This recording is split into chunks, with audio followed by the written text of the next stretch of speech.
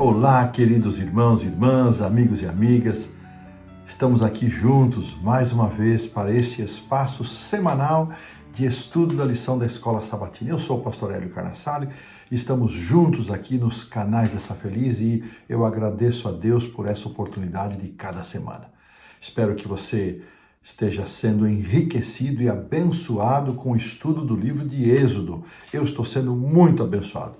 Eu amo esse tipo de lições, já mencionei aqui. Eu espero que você possa também desenvolver o prazer, a alegria de estudar a palavra de Deus. Não se esqueça que o link que aparece aí na sua tela, se você clicar nele, você vai receber todos os dias o acesso direto ao estudo da lição, além das novidades e das informações da Safeliz. Você também vai poder fazer seus comentários, fazer seu pedido de oração. E nunca se esqueça, meu querido irmão, minha querida irmã, compartilhe o conteúdo da lição. Quando fazemos isso, estamos abençoando pessoas que de outra maneira não teriam acesso a esse conteúdo e nós também somos ricamente abençoados. Que Deus possa nos conduzir e abençoar no estudo desta lição, a lição de número 7, que tem como título O Pão e a Água da Vida. E antes então de irmos para o estudo, convido você para curvar sua fronte e juntos termos uma palavra de oração. Senhor, nosso Deus e Pai, graças te damos porque o Senhor nos tem dado bênçãos por meio deste estudo semanal da lição da Escola Sabatina. Que o Senhor nos abençoe, nos conduza a tanta coisa linda para relembrarmos e aprendermos, que o Senhor nos dê sabedoria, entendimento e um coração disposto a pôr em prática tudo aquilo que aprendemos. Eu oro, Senhor, para que o Teu Santo Espírito nos conduza e eu faço esta prece em nome do Senhor Jesus. Amém. Muito bem. O pão e a água da vida, lição de número 7, verso para memorizar, vem de Êxodo 16, 28 a 30, que nós voltaremos a estudar na lição da segunda-feira. Diz assim o texto: Então o Senhor disse a Moisés: Até quando vocês se recusarão a guardar os meus mandamentos e as minhas leis? Vejam, o Senhor deu a vocês o sábado, por isso Ele, no sexto dia, lhes dá alimento para 2 dias. Cada um fique onde está, ninguém saia do seu lugar no sétimo dia. Assim, o povo descansou no sétimo dia. A porção do livro de Êxodo que nós vamos considerar nesta semana vai do finalzinho do capítulo 15, o capítulo 16, 17 e também o capítulo 18. 5 episódios estão narrados aí nessa porção. Vamos começar com 2 milagres relacionados à água. O primeiro, onde o povo encontra águas amargas, que são transformadas em águas potáveis, águas doces. Depois, o segundo episódio de água é o episódio em que Deus vai orientar Moisés a bater com o cajado na rocha. E entre esses dois, nós temos o relato da bênção, da provisão de Deus por meio do maná e das codornizes, relatado aí no capítulo 16. E dentro desse contexto de provisão de pão, de alimento, estão também orientações sobre o sábado. Os 2 episódios finais, eles nos contam de um ataque que Israel sofreu de um povo conhecido na Bíblia como Amalequitas, e finalmente o encontro de Jetro com Moisés, quando Jetro leva Zípora, os 2 filhos que haviam permanecido com Jetro. Ele vai ao encontro de Moisés, entrega a família para Moisés e ali tem uma conversa muito interessante. Esse é o roteiro do nosso estudo. Eu espero que Deus nos ajude. Há muita coisa linda envolvendo a compreensão desses milagres sobre a água, do maná, a questão do sábado, muita lição para nós. Que Deus nos abençoe nesse caminho. E eu, desta maneira, coloco aqui um ponto final na lição do sábado à tarde. E vamos, portanto, avançar para a lição de domingo, que tem como título Águas Amargas. Este registro ainda está na parte final do capítulo 15, depois do Cântico de Moisés, do Cântico de Miriam e das mulheres. E ele nos é dito que eles estavam no deserto de Sur, e no final dessa porção, no verso 27, nos é dito que eles chegaram a Elim, onde havia 12 fontes de água e 70 palmeiras, e se acamparam junto às águas. De saída, já me vem uma aplicação na minha mente. Muitas vezes, irmãos, a nossa vida é marcada por momentos de amargura. E Deus pode transformar esses momentos de amargura em momentos de paz e serenidade. E muitas outras vezes, nossa vida também é marcada por lugares e momentos de fontes, de palmeiras. É a velha ilustração que eu sempre repito do Salmo 23. O mais importante é que, seja nos momentos de amargura que você possa estar passando, ou seja no momento de Elim, das fontes, 12 fontes, palmeiras, o Senhor está conosco. Meu irmão, não sei se o seu momento é de Mara ou se o seu momento é de Elim. Seja como for, que você sinta e tenha a certeza da presença de Deus na sua vida. Essa mensagem é maravilhosa para nós.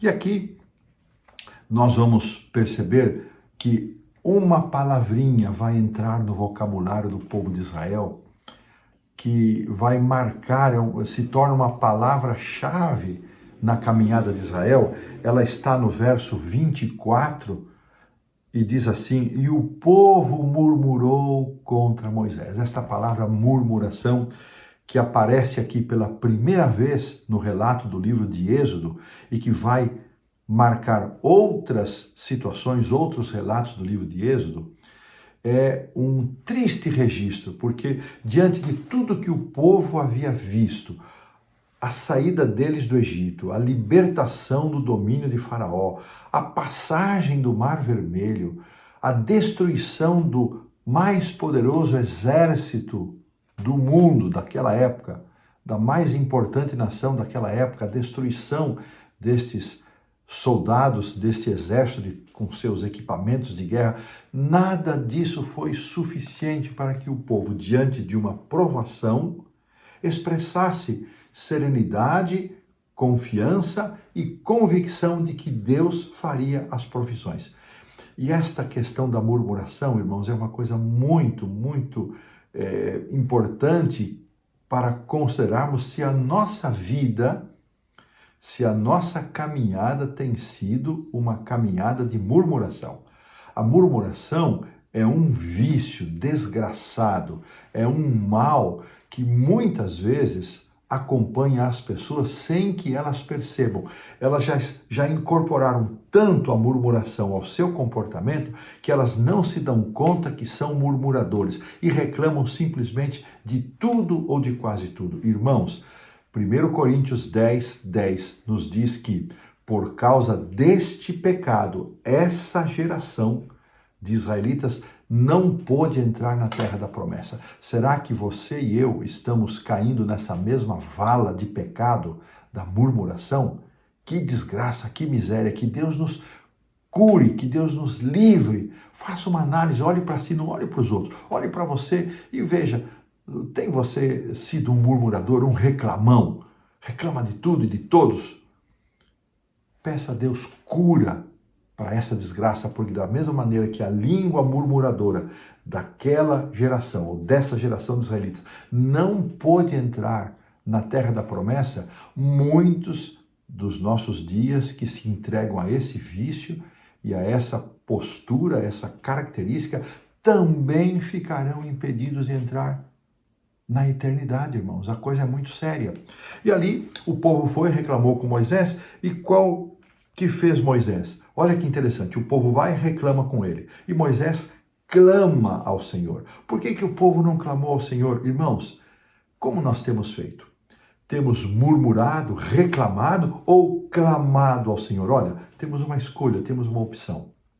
E Deus então orientou Moisés para que lançasse um pedaço de uma árvore. Há várias discussões a respeito disso, mas o fato é que nós cremos, pela forma como o texto está apresentado, que houve ali uma ação sobrenatural de Deus, um milagre divino para, mais uma vez, dar ao povo de Israel a demonstração. Veja que Deus não lançou em rosto deles, Deus agiu com misericórdia. Irmãos, a misericórdia de Deus é infinita. Nós não conseguimos entender que um Deus tão poderoso possa ser tão misericordioso. E Moisés registra isso, que Deus apenas coloca uma condição: olha, se vocês derem ouvido, se vocês apenas estiverem em comunhão comigo, vocês vão ver tantas maravilhas.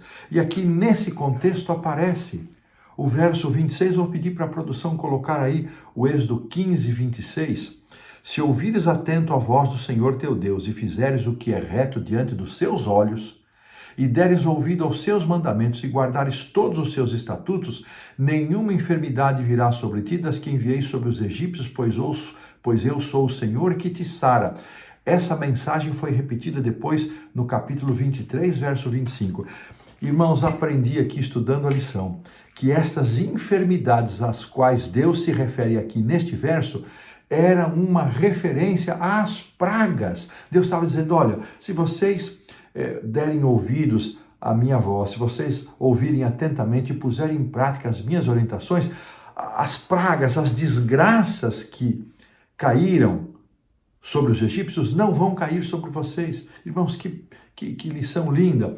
Nós também podemos fazer uma aplicação disso para nós, que se nós ouvirmos atentamente as instruções de Deus, as orientações que Deus nos tem dado na sua palavra e na manifestação moderna do dom profético a respeito do nosso estilo de vida, Deus nos promete que nós também vamos ter saúde, vamos ter uma melhor qualidade de vida.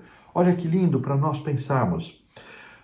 Apesar de tantas queixas, de tanta reclamação, de insubordinação, de falta de demonstração de falta de fé e de confiança em Deus, Ele prometeu, Ele deixou esta linda promessa, que esta atitude divina de bondade, misericórdia, compaixão, paciência, possa sensibilizar o nosso coração e possamos tomar uma decisão de dar ouvidos, de prestar atenção, de pedir bênçãos e forças de Deus para pormos em prática os seus conselhos, para que Deus possa cumprir também a sua parte nessa aliança, nesse trato e nos proteger das enfermidades postas sobre os egípcios. E desta maneira, aqui colocamos um ponto final na lição do domingo. E avançamos para a segunda-feira, que tem como título Codornizes e Maná, capítulo 16. Eles então saíram ali de Mara, foram para Elim, de Elim saíram de Elim e eles foram, aqui nos diz, para o deserto de Sim, que está entre Elim e Sinai, aos 15 dias do segundo mês. Então veja que é bem provável, irmãos, que eles tenham se demorado pouco tempo em Mara e tenham se demorado um tempo suficiente ali em Elim para se fortalecerem, pasto, água abundante para os animais. Então eles caminham e vão chegar a este deserto de Sim já 15 dias do segundo mês. Então eles já haviam caminhado 45 dias. E é interessante, irmãos, que as circunstâncias, mais uma vez, conduzem para a miséria da murmuração. Os versos que aparece isso estão aí no verso, já vimos ali no capítulo 15, versículo 24, e agora no 16, verso 2, no 16, verso 7, duas vezes no 16, verso 8, mais duas vezes depois no verso 9 e no verso 12. Só no capítulo 16, 7 vezes aparecem substantivos e verbos relacionados à murmuração. E lamentavelmente se tornou um estilo de vida. Irmãos, que a murmuração não faça parte do nosso estilo de vida. E é muito interessante, irmãos, que Deus conduz o povo, e era Deus que estava na direção, que estava na condução do povo, e eles então, vão murmurar contra Deus. E novamente aquele complexo, olha o verso 3, vou pedir para a produção colocar aí. Disseram-lhe os filhos de Israel, 16:3, quem nos dera tivéssemos morrido pela mão do Senhor na terra do Egito, quando estávamos sentados junto às panelas de carne e comíamos pão a fartar, pois nos trouxestes a esse deserto para matardes de fome toda esta multidão. Uma compreensão que eu não havia tido, meus irmãos, é que, na verdade, até esse momento eles não haviam passado privação de alimento, mas a preocupação com que eles poderiam enfrentar os levou a agir dessa maneira. Complexo de escravidão. Complexo de escravidão, olha, eu preferia ficar escravo, pelo menos eu tinha comida. Contentamento com nível muito baixo de bênçãos, com nível muito baixo de recompensa. Eles não estavam pensando na liberdade, que é a maior de todas as bênçãos. E é muito interessante, irmãos, algumas coisas que a gente precisa destacar nesse relato do capítulo 16. Então, o complexo de escravos que eu já mencionei, e aí a reação de Moisés. Moisés, ele ouve de Deus a resposta divina, Deus dizendo a Moisés, eu vou fazer chover pão do céu, e o povo vai sair, vai colher. Depois, o verso 7, Moisés dizendo, quem vocês acham que nós somos? Referindo-se a ele, Arão. Vocês estão murmurando contra nós? Estamos nós no lugar de Deus? Vocês estão murmurando contra o Senhor, não adianta vocês virem aqui contra nós. E ainda temos aqui, depois nós vamos ver mais adiante, a descrição do maná, a orientação de como recolhê-lo e aqui as coisas relacionadas ao sábado. E a lição nos lembra, irmãos, que muitas coisas relacionadas à tentação envolvem comida. Lembra-se aqui do Éden, a tentação de Jesus, muitas vezes a desobediência, a murmuração e a revolta de Israel envolveram água e pão. E aqui Moisés, lá em Deuteronômio 8:3, muito acertadamente ele lembrou, não só de pão viverá o homem. É claro, nós necessitamos das provisões, precisamos comer, precisamos nos alimentar, mas o nosso foco não pode estar nisso, como sendo a coisa mais importante da vida. Ela é importante, mas há coisas igualmente importantes e mais importantes. Aqui, irmãos, a lição faz questão de dizer que o maná foi um pão celestial que Deus deu aos israelitas ao longo de 40 anos. Ali no final do capítulo, no verso 35, vai nos dizer e afirmar exatamente isso, que durante 40 anos Deus deu o maná. E em Josué 5:12, vai nos dizer que no dia seguinte, quando eles comeram, Josué 5:12, quando eles comeram o fruto da terra, no dia seguinte cessou o maná. E é muito interessante, irmãos, ver aqui a descrição do maná. Vamos ver aqui o verso 14. E quando se evaporou, então Deus prometeu dar, antes de ver o verso 14, vamos aqui, Deus ouviu as murmurações e olha o verso 13. Produção, coloque aí, 16:13, por favor. À tarde subiram codornizes e cobriram o arraial, pela manhã jazia o orvalho ao redor do arraial. Então, no verso 12, Deus prometeu. No verso 13, Deus cumpriu. Irmãos, as promessas de Deus são fiéis e são verdadeiras. Deus prometeu, Deus cumpriu. Nem sempre nós, quando prometemos, cumprimos. Mas o Deus que promete é o Deus que cumpre. Nosso Deus é Deus de promessa. E é um Deus que cumpre suas promessas. E agora sim, então, o verso 14 nos descreve. Então, vou pedir para a produção colocar também.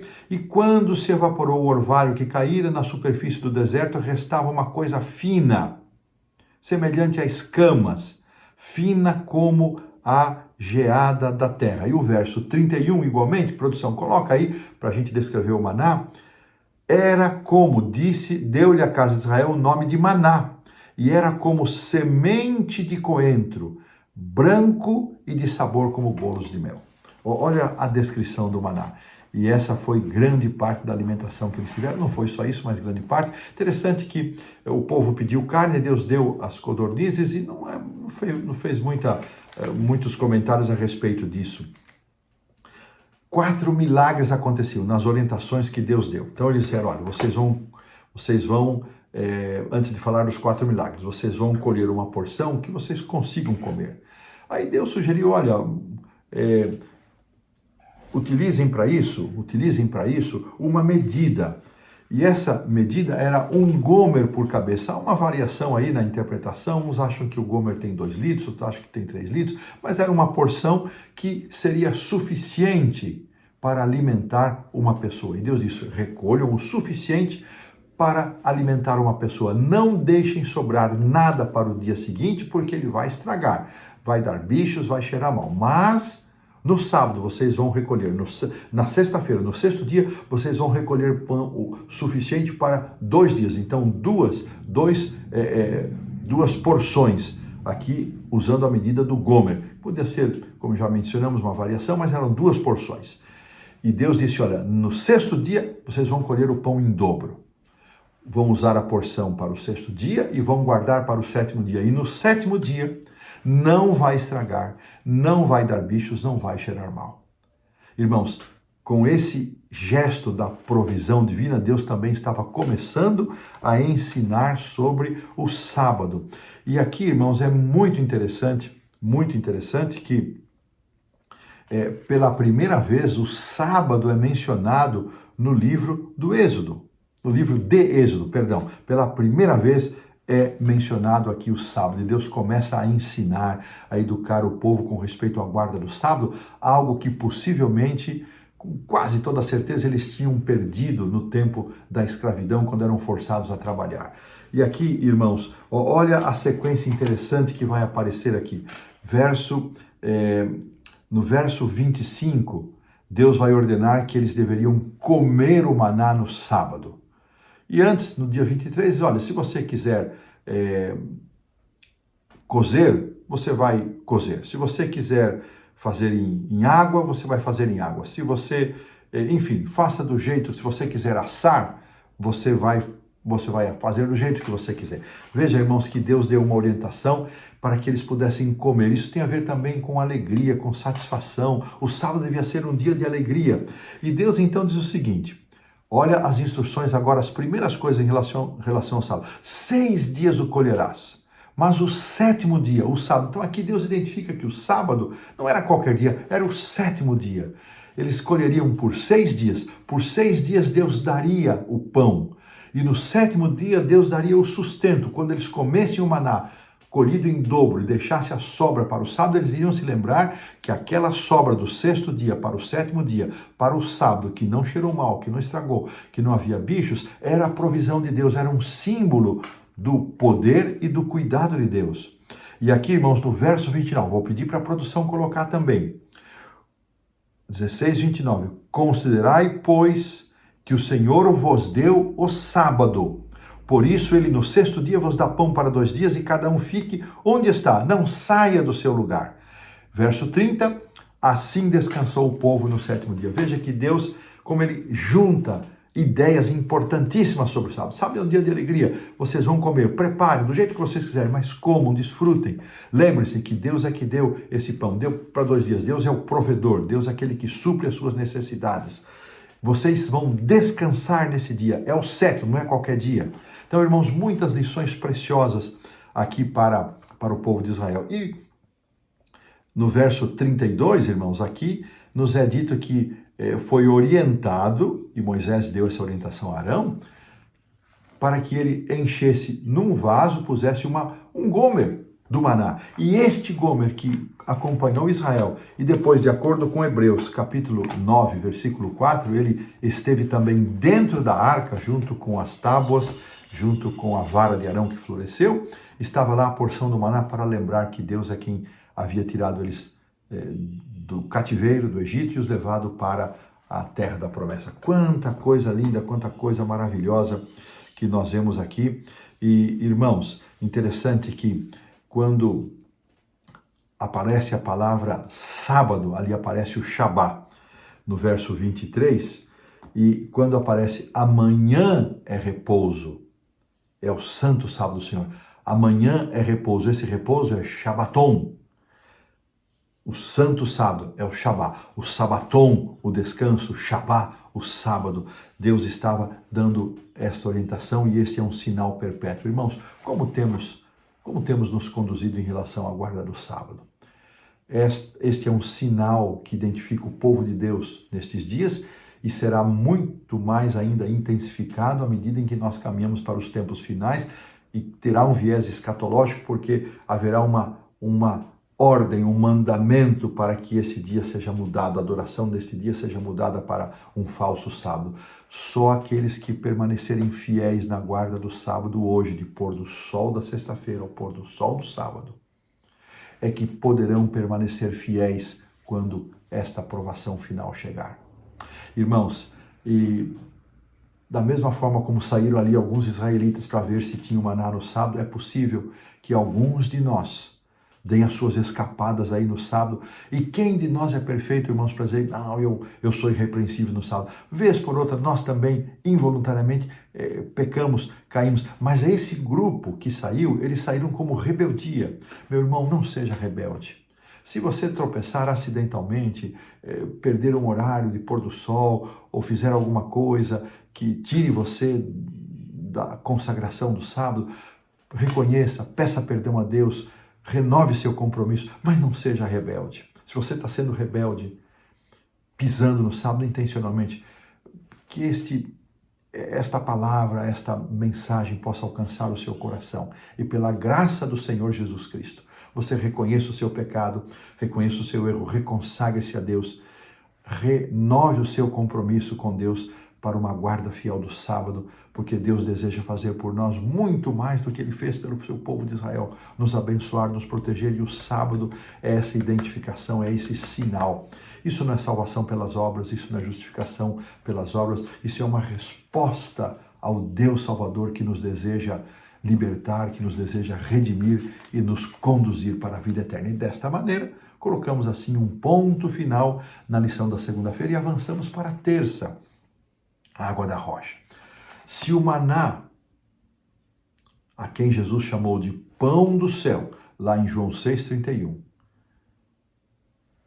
assim foi considerado o pão vindo do céu, agora vamos considerar a água da vida. Pão da vida, água da vida. Olha que duas figuras maravilhosas. Eles então saem ali do deserto de Sim e avançam agora no capítulo 17 para um lugar chamado Refidim.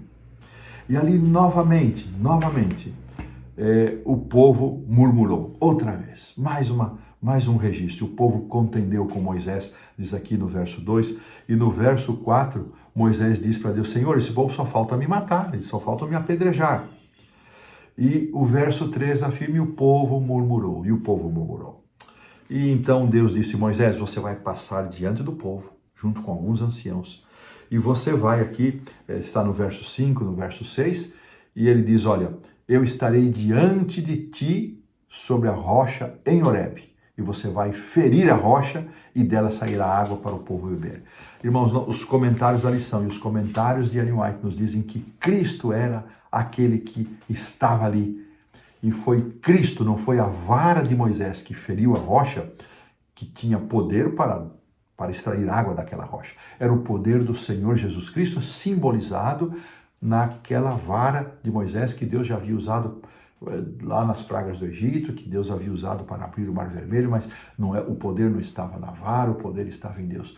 Irmãos, não deixemos de reconhecer o poder de Deus. Será que nós temos reconhecido o agir de Deus em nossa vida?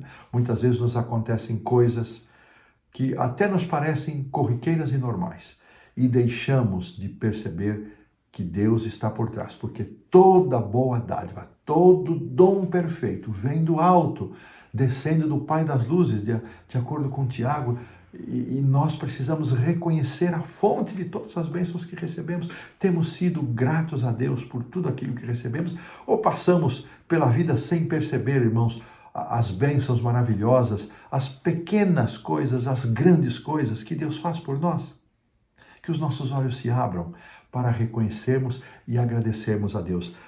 Moisés feriu a rocha. Vou pedir para a produção colocar aí o trecho de Patriarcas e Profetas, da página 250, que aparece na lição da terça-feira, e diz assim: Moisés feriu a rocha, mas era o Filho de Deus que, velado na coluna de nuvem, estava ao lado de Moisés e fazia correr a água doadora da vida. Não somente Moisés e os anciãos, mas toda a congregação que permanecia à distância viram a glória do Senhor. Contudo, se fosse removida a nuvem, teriam sido mortos pelo terrível esplendor daquele que nela habitava. Irmãos, é muito interessante que Moisés deu a esse lugar o nome de Massá e Meribá, que a própria lição aqui já traduz para nós. Provação, tentação para Massá, e Meribá significa reclamação, murmuração. Irmãos, como é que nós reagimos diante das provações e das tentações? Como é que nós reagimos diante de Massá? Reagimos com Meribá, com murmuração, com reclamação? Veja que a lição insiste nisso, eu também estou insistindo nisso. Que Deus nos ajude a nos libertar deste vício maldito da murmuração. A água, diz aqui a lição, é símbolo de vida, porque sem água não há vida. Sem água não há vida. Séculos depois, Paulo lembrou os crentes coríntios, irmãos, que linda aplicação, que a experiência dos israelitas no deserto ela foi singular, foi única. E ele menciona, o autor menciona aqui da lição, que não somente Cristo os guiou, mas lhe deu água. O salmista também, 78, 15, 16, confirma isso, e atendeu outras necessidades espirituais. E Paulo então afirma em 1 Coríntios 10, 4, vou pedir para a produção colocar esse texto de 1 Coríntios 10, 4. Beberam todos de uma mesma bebida espiritual, porque bebiam da pedra espiritual que os seguia, e a pedra era Cristo. Cristo era a fonte da água da vida. Cristo hoje também é a fonte de água da vida. Eu encontrei, irmãos, nos comentários de Ellen White aqui da Escola Sabatina, deixa eu só achar aqui, na página 50 e 51 dos comentários, uma aplicação tão linda de Ellen White, e ela diz o seguinte, irmãos, que muitas vezes as cisternas da terra vão se esvaziar. E os seus reservatórios, os reservatórios humanos, materiais, poderão secar. Mas olha que afirmação linda. Mas em Cristo há uma fonte viva na qual podemos continuamente recorrer. Que coisa linda. Meu irmão, não sei se você está passando um momento de cisternas vazias e de reservatórios secos. Olhe para Jesus. Nele há uma fonte de vida que você pode recorrer e buscar. Mesmo que compartilhemos dessa fonte com outros, ela não vai se esgotar. Ele tem sido essa fonte desde a queda de Adão. Ele diz, se alguém tem sede, venha a mim e beba. João 7,37, palavras que ele usou lá no templo de Israel, numa cerimônia que relembrava a água saindo da rocha ferida. Aquele que beber dessa água, ele prometeu à mulher samaritana, nunca mais terá sede. Irmãos, que coisa linda. Jesus tem sido a água da vida para a nossa caminhada. Estamos com os nossos reservatórios secos, desprovidos. Será que isso tem um sentido espiritual, sentido material? A aplicação aqui é muito mais no sentido espiritual, mas também vale para o sentido material. Jesus Cristo, nosso Senhor, Ele é a fonte da água viva que satisfaz todas as nossas necessidades. Que pensamento lindo, maravilhoso. E desta maneira, lembrando que Deus cumpre suas promessas com fidelidade para saciar todas as nossas ansiedades e necessidades, nós pomos um ponto final da lição da terça-feira e avançamos para a lição da quarta-feira, onde vamos relembrar aqui o reencontro de Moisés com Jetro e com sua família. O autor não gastou neste momento tempo para comentar a parte final do capítulo 17. Na lição da sexta, vamos trazer um parágrafo ou dois de Ellen White sobre esse assunto, mas eu quero aqui destacar duas coisas interessantes nesse enfrentamento de Israel com os amalequitas. Primeiro, mesmo sendo uma nação de escravos, sem equipamento, sem armas, sem tantos recursos. Havia ali uma inteligência, havia ali um saber que Deus havia dado a Moisés e este, por sua vez, instruiu a Josué. Então eles se organizaram para se defender. Irmãos, defender-se é um gesto legítimo da parte dos filhos de Deus que são ameaçados pelo inimigo hoje em dia. Da mesma forma, eu sempre tenho dito isso em relação à liberdade religiosa, quando direitos legais querem ser tirados dos filhos de Deus por serem fiéis a Deus. Não vamos aceitar, é um direito nos defender e buscar esses direitos. Então, ali Moisés sobe neste monte, né, no outeiro, e ali estava, diz que Arão e Hur puseram uma pedra e fizeram Moisés se assentar nela, e ele sustentava. E quando os braços de Moisés estavam erguidos, o povo de Israel prevalecia. Quando ele cansava e abaixava, o povo era derrotado. As mãos de Moisés se levantavam e a vitória vinha. E aqui interessante, irmãos, que o verso 13 diz que Josué desbaratou, ele aniquilou. Esse Amaleque, nós vamos ver lá na lição da sexta-feira, ele saiu, Israel não tinha feito nada para eles. E eles saíram por pura maldade e receberam a paga porque era um povo mau, já tinham também esgotado o tempo da misericórdia de Deus para eles. E aqui, no verso 14, tem a seguinte expressão: então disse o Senhor a Moisés, escreve. É a primeira menção desta ordem do verbo escrever que aparece no livro de Êxodo. E há muito que pudesse ser considerado sobre que escrita tinha. O fato é que aqui aparece a escrita, a ordem para Moisés escrever, e no verso 15 aparece um altar edificado que foi chamado por Moisés de o Senhor é minha bandeira. Yahweh Nissi, um testemunho, uma marca, um marco da vitória dada por Deus ao povo de Israel contra os amalequitas. Muito bem, vamos seguir um pouquinho para Jétro. Irmãos, há coisas lindas aqui nessa caminhada. Irmãos, eu esqueci uma coisa que eu não podia ter esquecido. E eu volto aqui um pouquinho, faço um parênteses, tenham paciência aqui comigo. Os 4 milagres que aconteciam, eu comecei a falar, depois interrompi e não voltei. Os 4 milagres. Então Deus dava o maná cada dia. E cada dia eles deviam colher a porção própria. O segundo milagre, se sobrava, cheirava mal e tinha bichos. O milagre estava aqui no sábado, isso não acontecia. Terceiro milagre, sexto dia, pão em dobro. Sétimo dia, eles comiam daquilo que haviam recolhido no sábado. Bênção de Deus, 4 milagres repetidos. Agora sim, perdão por não ter lembrado naquela hora, mas era importante eu mencionar isso.